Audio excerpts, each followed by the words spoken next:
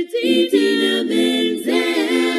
Idina Menzel. I'm so excited, y'all, because we have a superstar on the podcast today. Idina Menzel. I know. Wait for the applause to end. I know she's one of my favorite people of all time, but she is on the show today. Y'all, she's a Tony Award-winning Broadway star of Wicked. She was the original cast of Rent. She's a Disney princess. Oh, my God. And her iconic portrayal of Elsa in Frozen franchise. And this is the coolest thing, I think, about Miss Idina Menzel is now she's part of the QVC family. She is my sister from another mister on QVC. Welcome, Idina. I'm so glad you're here. Thank you so much. Oh my God. I'm so happy to be here. I need to sing you like like an opening theme song. We need to come up with that for you, and then you can hit it. I don't have to be around. I'll just be like, "This is the QVC show." You know what I mean? Something. We'll come up with Idina, something. I just peed on myself a little bit with excitement. Now I know we're definitely related because I have a weak bladder. I knew pee it on the day. myself all the time. That Girl, was before I had a child, not just. Oh, after. really? Before You were peeing pre-kid? Pre-kids. But I don't know. Blame my mom. She jogs and she pees. You know what I mean? It's just whatever. I know. And I used to honestly had a friend back in the day when she was 50. I was like in my late 30s, and I would make fun of her because she would pee. And now karma, it comes back on me. Now it's like a floodgate. So, I mean, imagine being my wardrobe assistant, we call her dresser, Joby Horrigan, one of my best friends in the world, does every show with me. And if something really happens, if I've been drinking a lot of water because I'm singing or I have a cold and it shows a way of drinking all the water, and then someone does something really funny and I laugh. But sometimes I run off stage in a quick change. I'm like, you got to get me new jeans. I just peed myself. Well, I can't believe we're starting the podcast off connecting through peeing. I'm so classless. No, it's so fantastic. That's how I know you're the real deal, Holyfield. I knew you were going to be so successful in QVC because I said, she talks about any and everything. And you know what? I think you might be one of the realest people in Hollywood that I've ever met. Like, right off the bat, jumping into it. How did you get started? Because there's so much to talk to you about today. But like, I read somewhere you started singing in bat mitzvahs. Yeah, and weddings. Yeah, so I was, first of all, thank you for that compliment. It's the truth. It's my son definitely makes it his mission to keep me very real. And he's 13. We both have 13-year-old boys. Yeah. It's also my gift and my curse, by the way, because I put my foot in my mouth all the time. And I know that as a performer, I know that's important to be authentic and make myself vulnerable because that's how I can connect with people. On the other hand, sometimes I allow them to see too many weaknesses or insecurities. And then, there's a flip side to that. But anyway, back to bar mitzvahs. I was always singing. And actually, my parents got divorced when I was 15. And my mom started dating this guy, Bob, was his name. Haven't said his name in like 30 years. He was really supportive of me, actually. We got along really well. And he thought I was really talented. And he said, you should write music. And you should also... if you want, I know this guy who has got a band. It's called Tony Saida and the Echoes from Oceanside, Long Island. Exactly what? Yeah, like Adam Sandler from Wedding Singer, kind of like that. So I put together a 3-song demo. It had the song Evergreen, We're Walking on Sunshine, and good one. And Flashdance. And those were the only 3 songs I really knew. And then I auditioned for this band that did all kinds of parties all over Long Island and Connecticut and Manhattan and Jersey. But I was 15, 16 years old doing it. And I was lying about my age. So I was around all these like 30-something-year-old guys, musicians. And I would walk into these places like in my cute little black dress and my fake diamond earrings that my mom gave me. Oh, and I love a good pair of fake Kubrick zirconians, don't you? Right. And I did my thing. And it kind of made me grow up fast. It kind of made me sort of set the tone for my spontaneity and just kind of like being okay with good mistakes, and like welcoming mistakes. What do you mean by that? What do you mean by that? Because everybody listening, good mistake seems like oxymoron. What do you mean by that? Yeah. I just think it's what endears you to people and makes them see the real you. So we shouldn't be afraid of those kind of mistakes. Like it's that imperfectly perfect stuff, I should say the other, perfectly imperfect. And I find that, anytime I've messed up in an audition, that's the audition I got. It's never the one that I was perfect on. Like for Wicked, I totally screwed up the end where I was like, bring me down. I totally cracked on the me. And then I screamed the F word, which I thought, oh my God, they're going to crack. And then I looked at the accompanist and I said, I'm going to take that again. And I nailed it. And then Joe Mantello, the director, said, now I know she's got that power of the witch, and that's what got it for me. So by making that mistake and seeing my determination or seeing my my frustration with myself, all exposed me in a way that showed colors that I probably wouldn't have showed because I was trying to be perfect, How old were you when you were auditioning for Wicked? What was your age at that point? I was 31 or something. Wow. 30. Okay. No. Auditioning for Wicked, because we did a workshop for 5 years. Musicals take a long time. So you go through this developmental process. Yeah.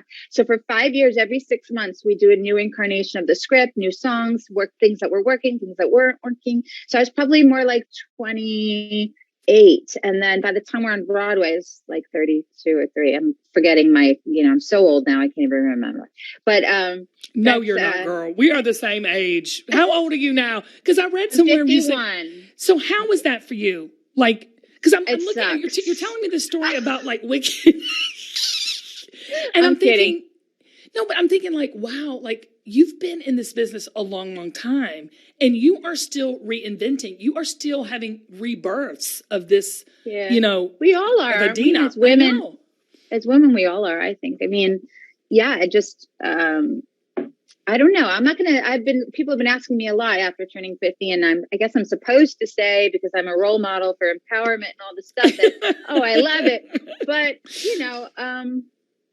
no, first of all, they're redoing Wicked with a new cast because I'm too old. I mean, there's a lot of things that are, yeah. Girl. Now don't let me take off my earrings. But it's just a lot of these things are coming back around and going, forcing me to look in the mirror, so to speak. Wow. And, yeah, and I'm going on vacation next week with my husband. I'm trying to force myself into my bikinis, and I'm like, oh, this looks different than when I was 30. But on the other hand, I don't want to put out all of that negativity. I recognize that I still can be beautiful and sexy, and like when I am more confident, or I'm faking it till I make it, I like to say.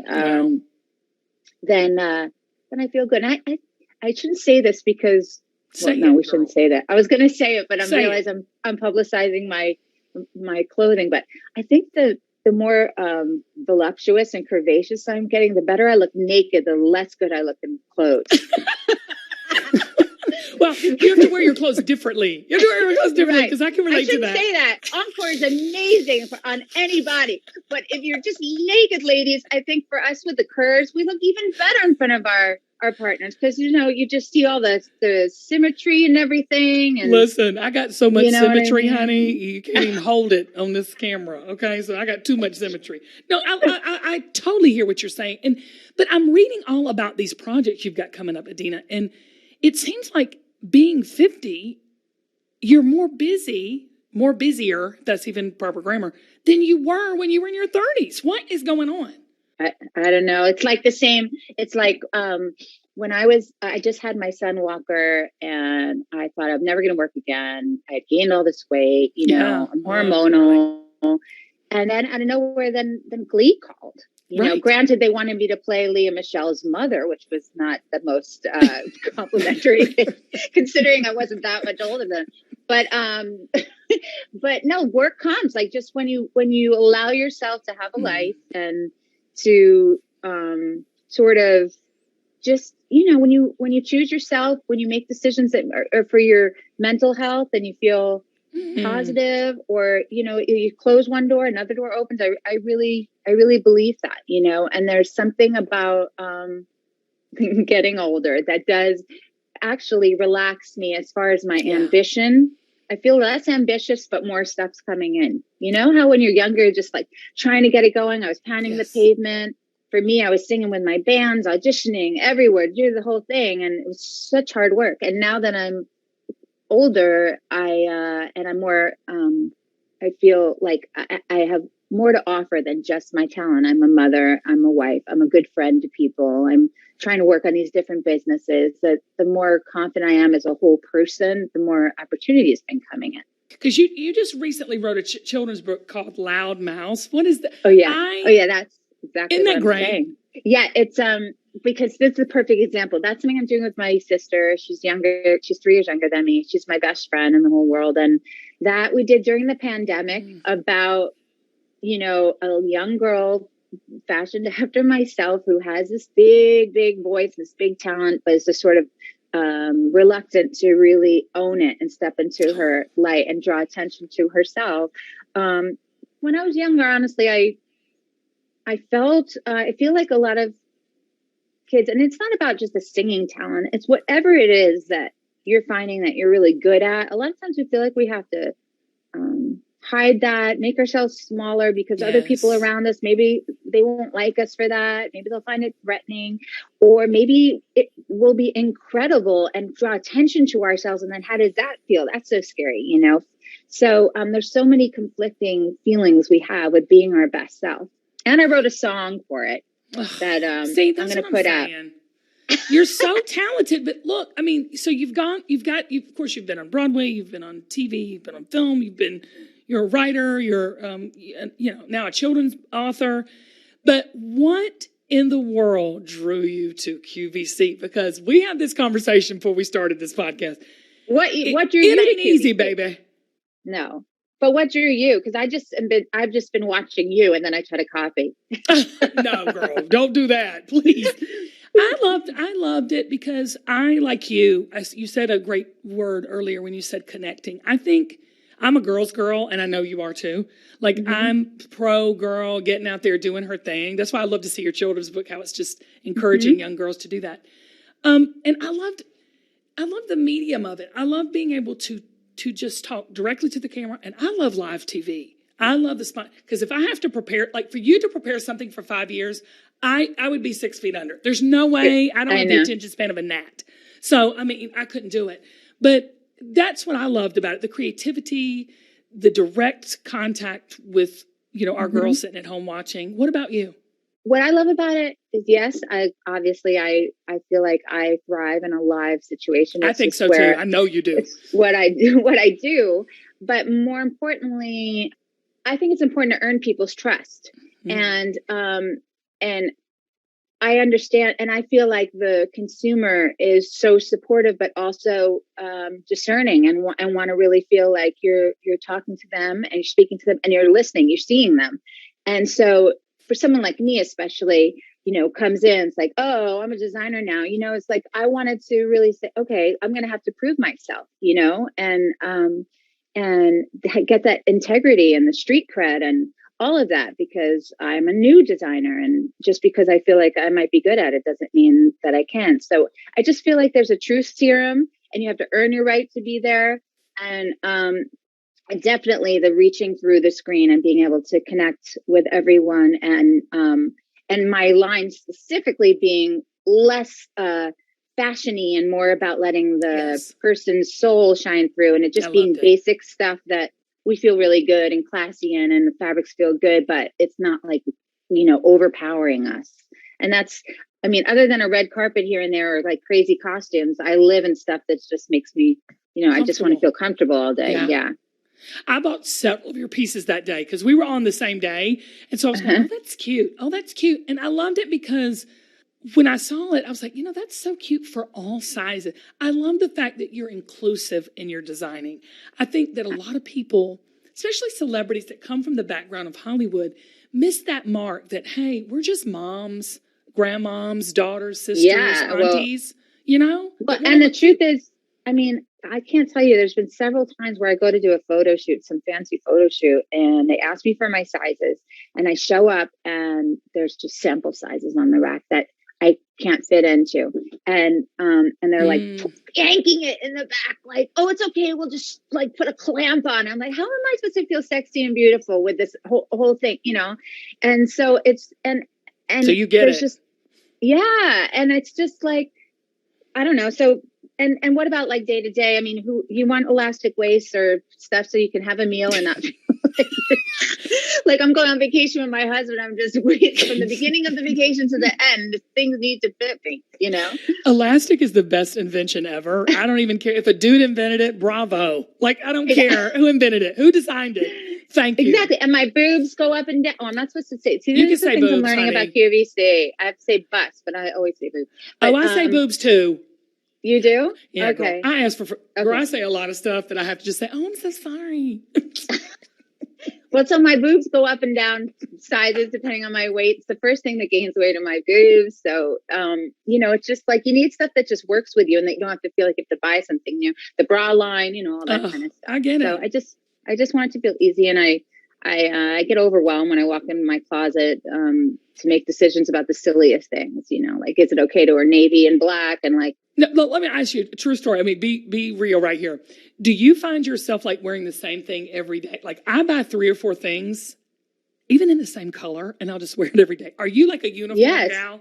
Well, that's what I'm saying, because I have a stylist for certain, like a movie premiere or something, right. But I don't have a stylist to get up in the morning and go to drop my kid off at school. and so sometimes I show up and there are some women that have that gene of like, they really know how to dress no matter what. They just take to be half asleep and they look fabulous.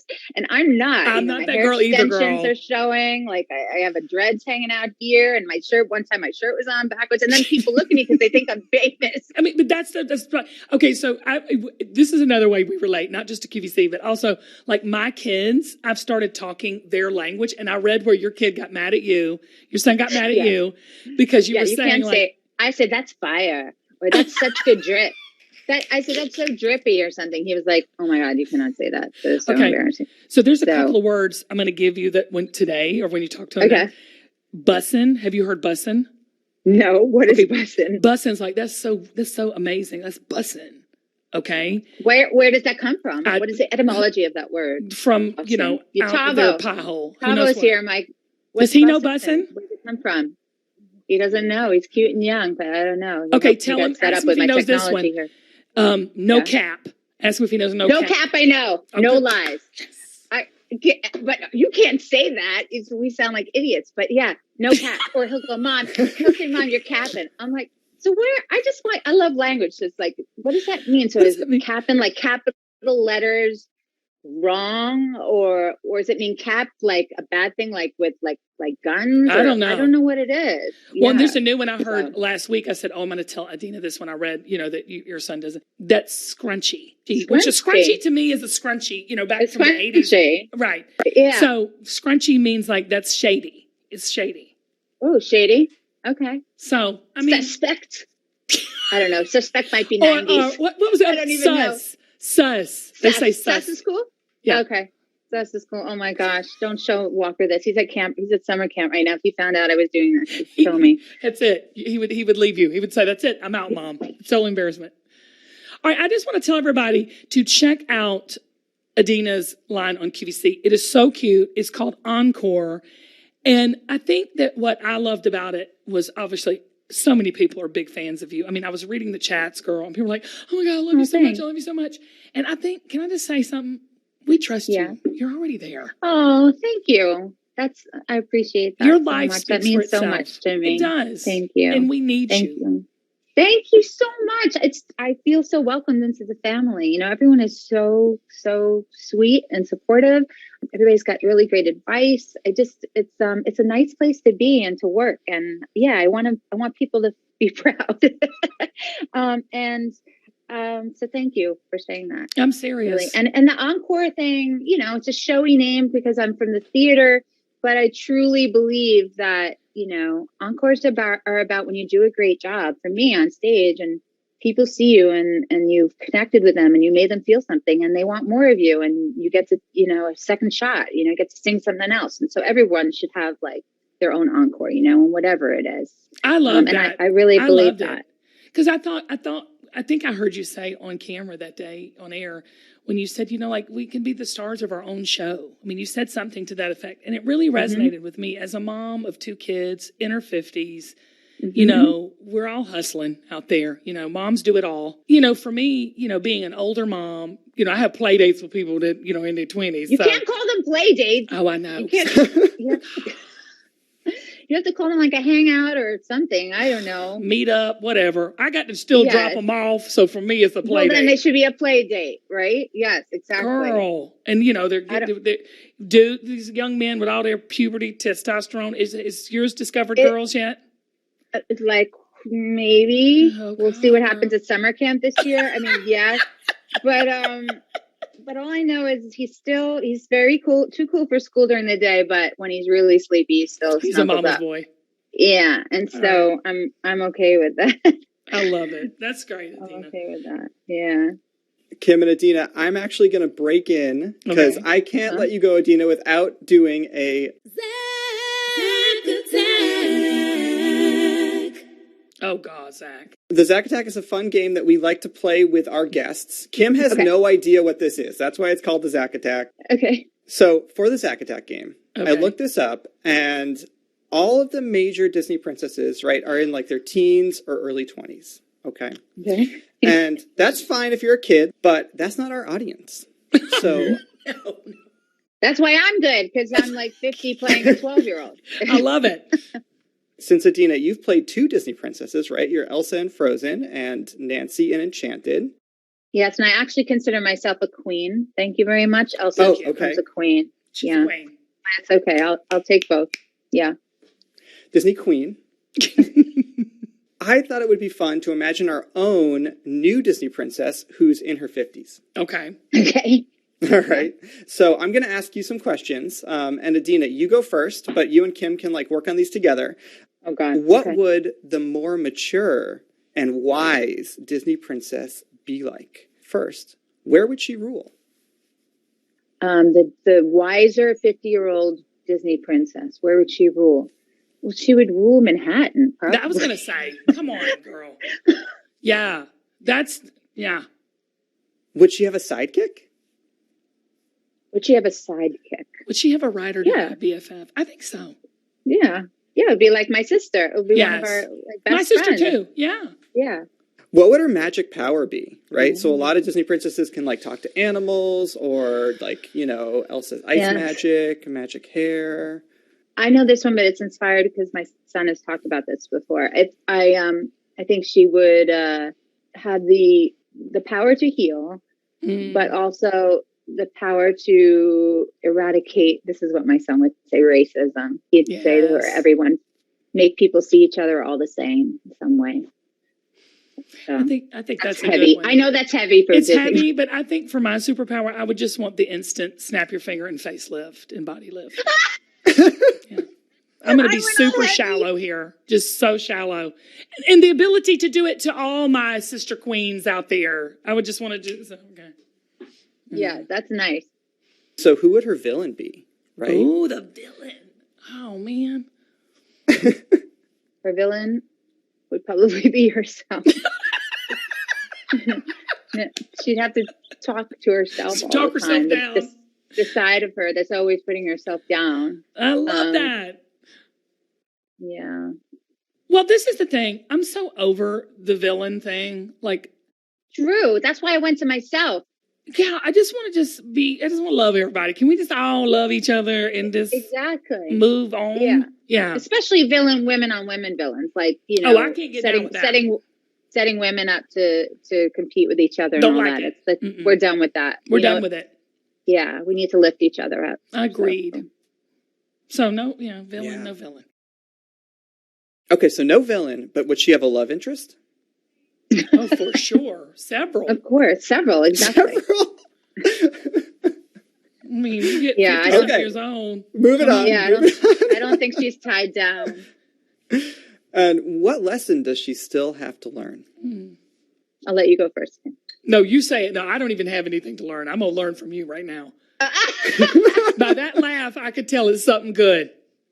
No, the lesson, well, it's not like other princesses do this, but for me, just the lesson I need to learn as Idina is just to stop apologizing so much. So, I mean, how many times during the day do I go, oh, I'm sorry, it's okay if I'm sorry, Did I say that? That's a good Did that come out? So she, there's she's not arrogant, but she doesn't have to apologize all the time. Yeah. So it's something that I'd like to learn this for me personally. I got so tickled, Idina. My mom's 70. I don't know if your mom's still living. You sound like you've got a strong family unit. My mom is 75. She's actually models a lot for me on QVC. I mean, she's living her best life, but I just love watching her stand in her strength, like you said, like she doesn't apologize. And in fact, she's a little scary sometimes. Like people are like, yes, ma'am, no, ma'am. And, and it's like she's earned it. You know what I mean? Yeah. She's earned it. I love that. My mom should model. I would love to have my mom. They can do Idina, that? she would love it. And your sister, too. My sister's my backup guest. 3 of us? Yeah. Oh, people. Okay. Oh, I just got cold chills. That means yes.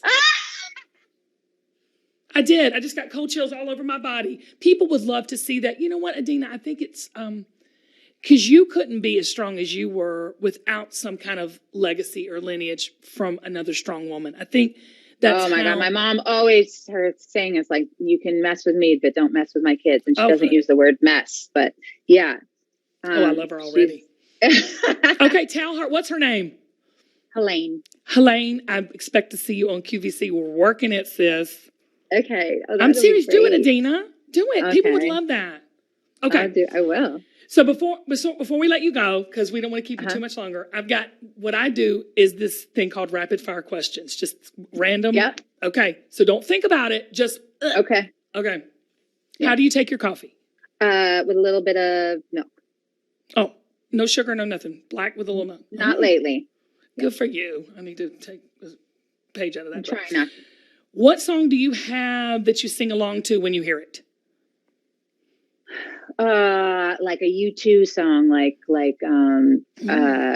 Sunday, Bloody Sunday. Yes, girl. We are in our 50s. What favorite TV show are you watching right now? Oh, the one, the I Love That For You, actually, I've been watching. Isn't that fantastic? Okay, here's another one for QVC. Watch Hacks on HBO. I've seen Hacks. Oh, well, don't you love Hacks? She's selling the socks in the middle of the desert in front of her. I love it. Yeah, it's amazing. Okay, in a fight, would Elphaba from Wicked or Elsa from Frozen, who would win? Oh, I don't want to choose, but my gut is telling me that Elphaba from Wicked would win. I don't know why. Ballsy. She's ballsy. Yeah, she's ballsier. Yeah. What is the most Hollywood thing that has ever happened to you? Oh God, the most Hollywood thing? What's coming to mind? Like my mind is most Hollywood. Hold on. Oh gosh, be a good one. That was a snort laugh. Oh, okay. I know. I brought my sister to the first time I ever went to the Oscars was when I had to perform Let It Go. And so I brought my sister as my date.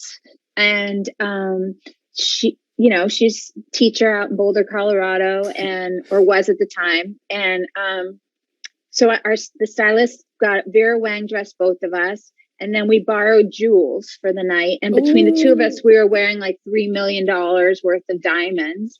And then I was doing a Broadway show 8 times a week, a show called If Then. So Disney flew me out to just do the thing and I had to get back. So we do the whole Oscars. And then that was a whole thing that happened. And then, with my name being mispronounced, but we'll talk about that on the next podcast. And then, so we go and they put me on a private plane, which is like the most incredible feeling ever for this little girl from Long Island who just wanted to be, successful one day and sing then. And then I'm like, but they said, take off the diamonds and give them to your sister because she's going to go back to the hotel. And there's Kara, my sister, at the Beverly Hills. Oh my gosh. She was so scared. They have a security guard that waited outside a room because they weren't going to pick up the diamonds till the next morning. So I go off on the plane back to New York to do my show. And Kara is in Beverly Hills Hotel by herself wearing $3 million worth of diamonds with her pajamas with a security guard outside the room and wore them all night until they came to pick them up because she was so scared about losing it. Is that Hollywoody? That's yeah, you had me a private plane because I'm very curious about the snacks. Okay. What best advice have you ever received? I usually say something that my mom said to me before, which is whenever there's something really exciting that could happen, and I usually say, well, I don't know if it's going to happen, or like when I was up for a Tony Award and everyone was saying you could win this, and I said, I don't want to, I'll be too disappointed, I'm not going to write a speech. And she said, for the next 2 weeks, could you just enjoy the feeling of being in this whole situation that you're come this far and enjoy it. Stop thinking about what might not happen. If you don't win, you'll be maybe upset for a day and you'll get over it, but enjoy the next 2 weeks of living in this. And so I think it's about embracing the moment and being more present, which I also learned from Jonathan Larson, who wrote Rent. And for anyone out there who doesn't know, he was the creator of the show Rent, and he passed away on the night of our first dress rehearsal. And so the whole show, art imitates life, and sort of learning that this young man who was 35 years old saw his dream come true. He worked on the show for years. It finally comes true. And then he surprisingly passes away from an aneurysm. And his whole show is about these young people, creative people living in the moment and community and anyway, I'm going off topic, but so Jonathan and my mom. I love it. Now that's live now, because you don't know what tomorrow brings. So no day but today. Yeah. If you could only use one emoji for the rest of your life, what would it be? What would it be for you? Can you tell me? Oh, what it's several, depending on how I feel. But I use the poop emoji a lot with the kids. For many reasons. Okay. Okay. That's thumbs good. up. I use thumbs up a lot. And the kissy, the kissy. Yeah, I guess I don't use them that much. I guess I would do the upside down face sometimes. I don't know what that means. So it's like whenever I don't know. That's okay. It's a boring answer. No, that's a good one. That made me laugh out loud. I loved it. That was great. What does that mean? I'll have to look up and see which one. What does it mean? I don't know. Zach, what does it mean? So I just looked it up. The upside down smiley face says, you're going to love this, Idina. It's the embodiment of passive aggression, apparently. I like that.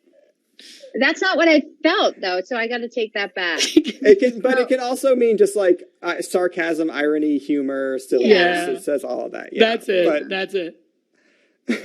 It's that face right there. That's the face. That's it. Okay. Who's your celebrity crush? It was Andy Garcia for a long time. Wow, good one. You remember that movie When a Man Loves a Woman with Meg Ryan? Girl, that's my God, good one. He's so hot. When he gets angry, he starts cursing in Spanish, and it's so cute. So and I have met him. I met him at a party. He was super nice and still gorgeous. And then Colin Farrell was one, but then I did a movie with him, and my ex-husband freaked out about that because he's like, "You're not supposed to be able to do a movie with your celebrity crush." That was a little bit of a problem. We went through therapy about that one. But but yeah, Colin and Andy Garcia. I like it. Okay, last question. How do we let it go? We let it go it's about harnessing and embracing your power and sharing it with the world, not hiding it, not suppressing it. And I think it's about surrender and about celebration of who you are and what makes you unique and what makes you extraordinary. Well, that's why I'm so glad you're with us at QVC, because now we're getting another aspect of you sharing your gifts and talents with us. Idina, well, you got to come back, girl. And listen, you better get your mother on there modeling. I'm not kidding you. I will. She's going to die, but yeah, I will. She's got to do it. I posted some pictures at Walker's 6th grade graduation. We were, my mom and I, and some encore. But hey, I just want to say thanks again. You're the best. You're the best. Beautiful. And I'm just thank you for welcoming me. And I'm honored to be on your show. And thank you. I can't wait. Okay, I can't wait to get the children's book. I know you've got new projects coming out, and I love you, girl. And love you too. I can't wait to watch you just rise on up at the Q. Thank you. All right, girl. Thank you. Love you.